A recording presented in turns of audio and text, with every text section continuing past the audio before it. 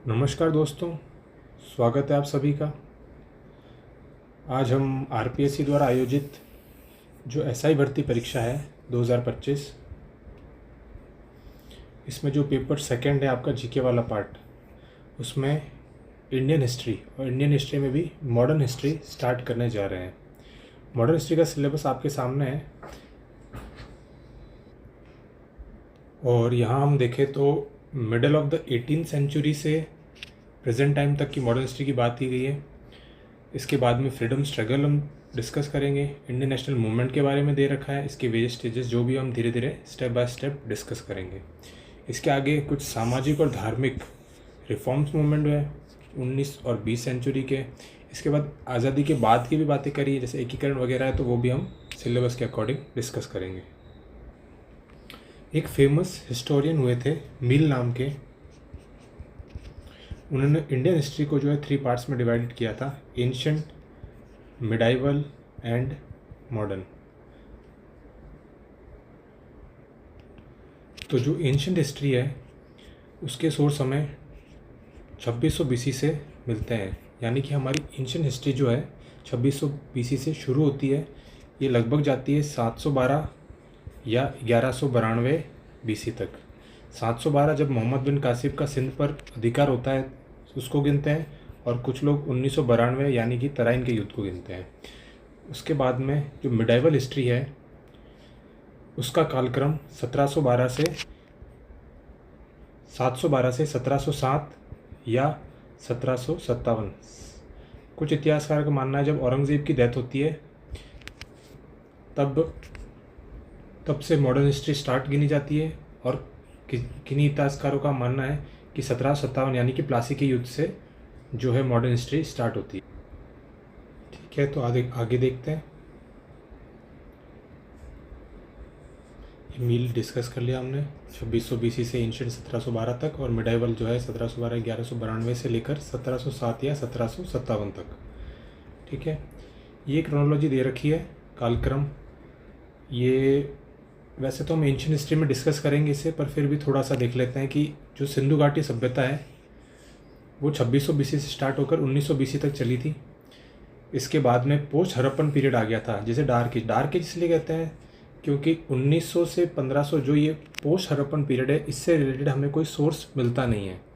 इसके बाद में जो ऋग्वेदा पर जो आर्यज आए थे उसे ऋग्वेदा काल कहा जाता है, वो 1500 बीसी से लेकर 1000 बीसी तक था।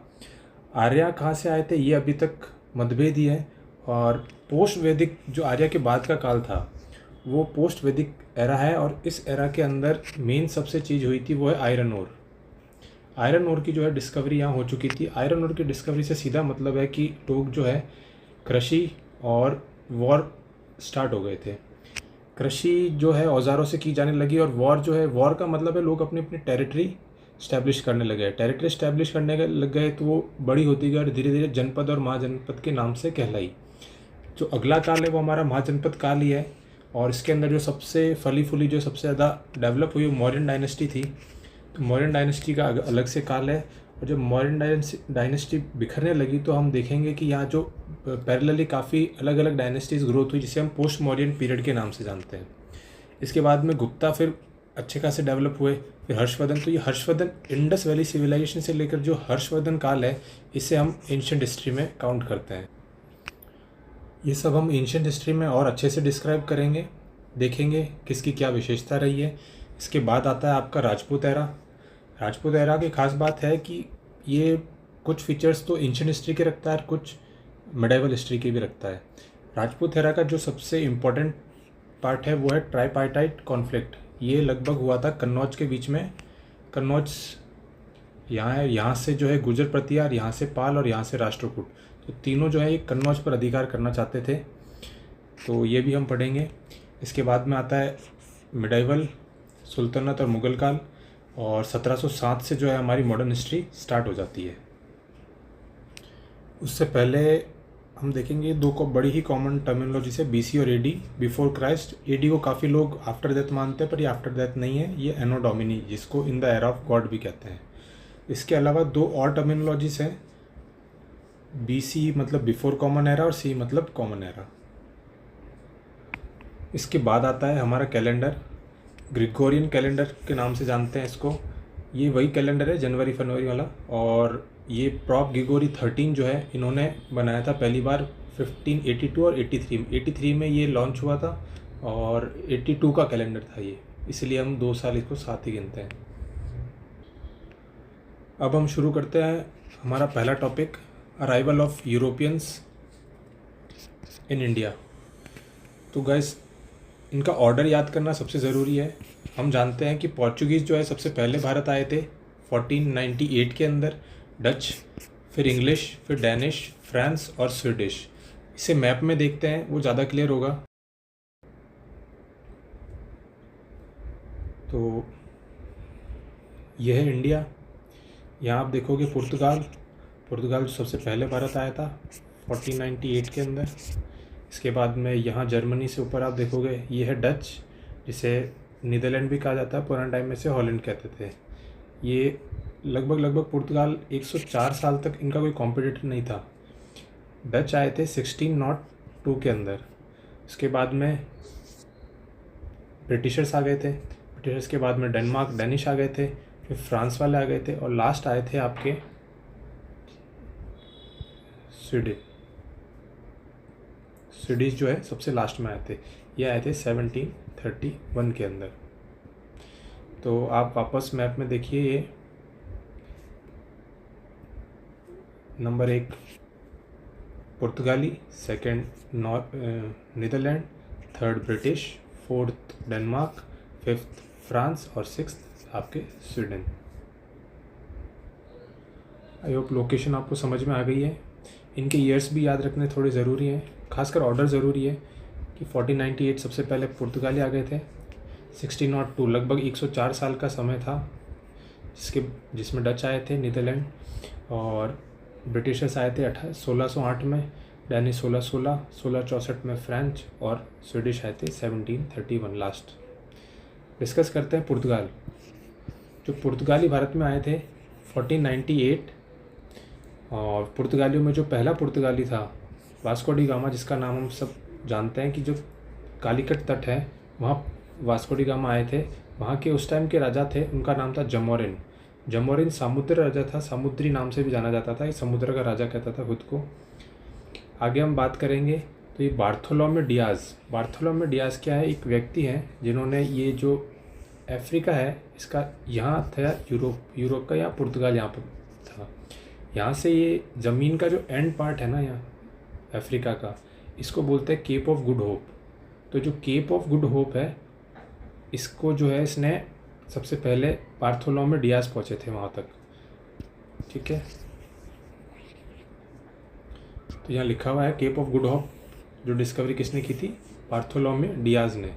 इसके बाद में हम बात करते हैं तो जो वास्को डी गामा था वो भारत पहुँचा था, तो उससे पहले जो अरब ओमान का एक व्यक्ति था इब्न मजीद, ये केप ऑफ गुड होप तक तो पहुंच गया था। उसके बाद जो इब्न मजीद था उन्होंने तारों की सहायता से जो है भारत तक वास्को डी गामा को पहुंचाया था। लगभग पुर्तगाल से लेकर भारत पहुंचने का इसका समय था 90 दिन का। और भारत में स्वागत कौन करता है, जमोरिन। आगे हम देखेंगे कि जो वास्को डी गामा है उनका ट्रांसलेटर जो था उसका नाम था अब्दुल मलिक। और वास्को डी गामा जब वापस पुर्तगाल गया तो उसके आधे जहाज रास्ते में डूब गए, उसके बावजूद भी उसे लगभग भारत से 60% का प्रॉफिट हुआ था। तो उसके आने के 4 साल बाद ही वो वापस अपनी सेकंड विजिट करता है इंडिया के अंदर 1502 के अंदर। इसके बाद में पेड्रो अल्वारेज कैब्राल नाम का व्यक्ति है, ये दूसरा पुर्तगाली है जिसने भारत की यात्रा की।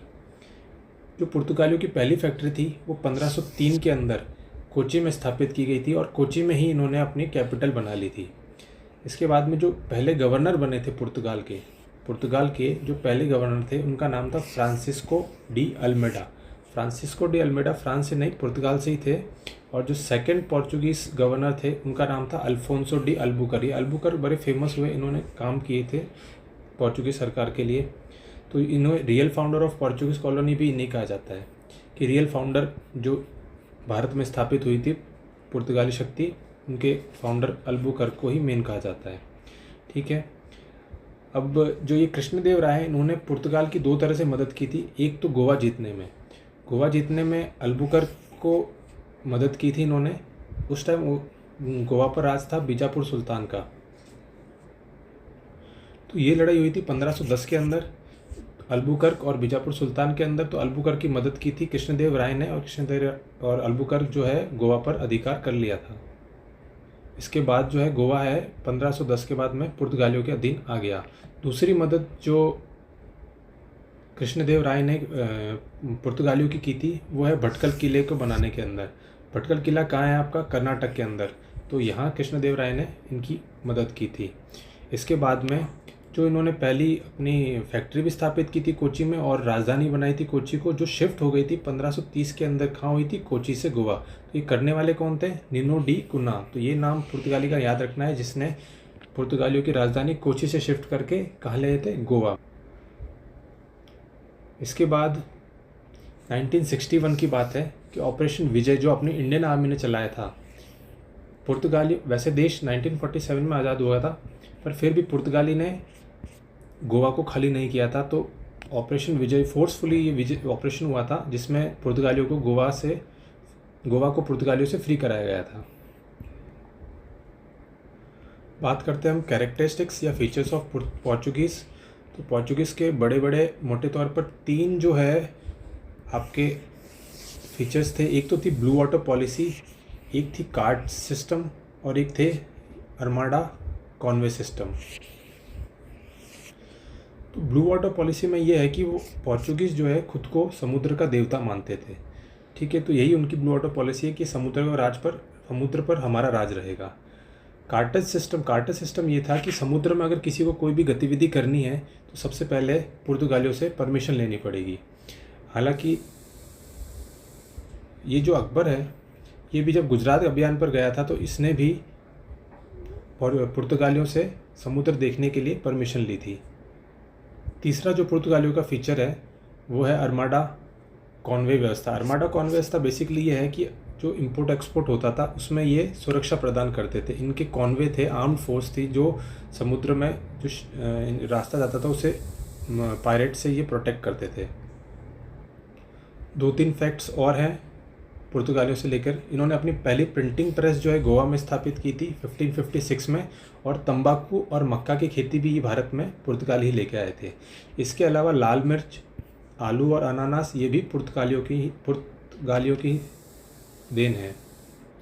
इसके बाद आता है गॉथिक स्टाइल वो शैली है जो आर्किटेक्ट थी पुर्तगालियों की।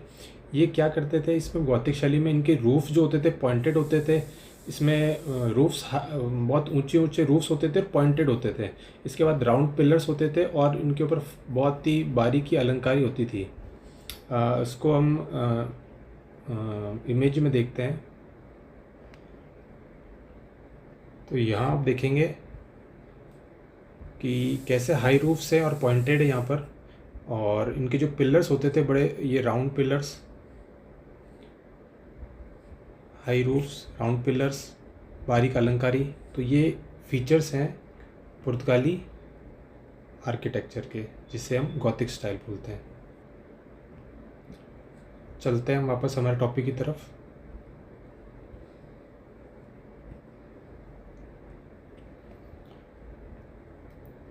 हम कारणों की बात करते हैं क्यों पोर्चुगीज़ जो है भारत में फेल हुए थे। सबसे पहले तो अरब लोगों ने इनका अपोज कर दिया था। दूसरी बात, पोर्चुगीज़ की जो पॉलिसी थी कि इंडियंस को भी कन्वर्ट करना है, तो अल्बुकर्क ने तो यहाँ तक ऑर्डर भी दे दिए थे कि टू मैरी इंडियन वुमेंस। और इन्होंने जो ब्राज़ील में है ना गोल्ड माइन डिस्कवर कर ली थे, उन्हें वहाँ ज़्यादा प्रॉफिट लग रहा था, वो भारत छोड़कर चले गए थे। तो यहाँ थी पोर्चुगीज़ की बात में। बाद में डच आता है। डच हम कल डिस्कस करेंगे, और इसके आगे भी जैसे ब्रिटिशर्स वगैरह हैं कब आए, और यूरोपियन शक्ति जो है हम कल शायद हमारा टॉपिक कंप्लीट करेंगे। आज पहली वीडियो है और ये थोड़ी छोटी ही बनाएंगे। Thank you.